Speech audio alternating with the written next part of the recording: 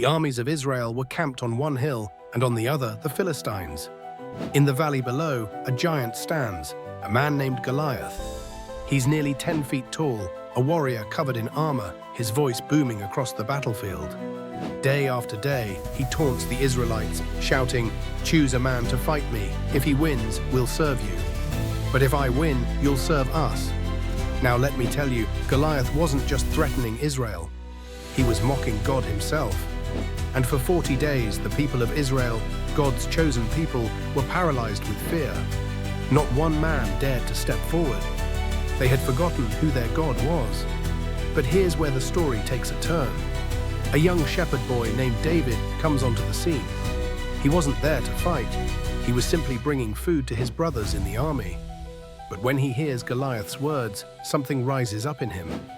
Who is this uncircumcised Philistine that he should defy the armies of the living God? He asks. When we face giants in our lives, we need to remember who we serve. David didn't see Goliath as unbeatable.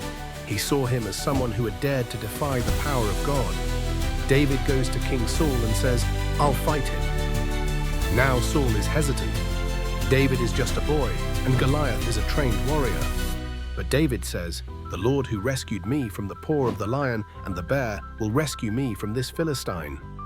The same God who delivered you before will deliver you again.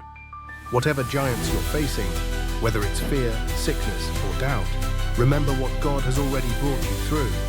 So David steps into the battlefield, not with armor or a sword, but with a sling and 5 smooth stones.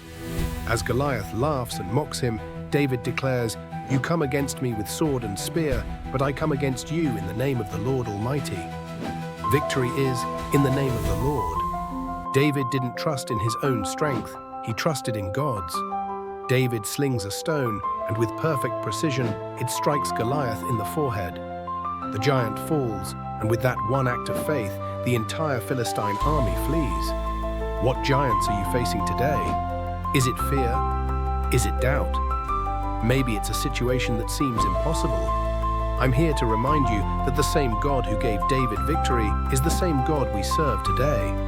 David's story isn't just about a boy and a giant. It's about faith. It's about standing in the face of impossible odds and declaring, "The battle is the Lord's." Remember David's words.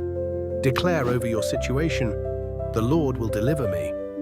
Because with God, no giant is too big, no battle is too hard, and no situation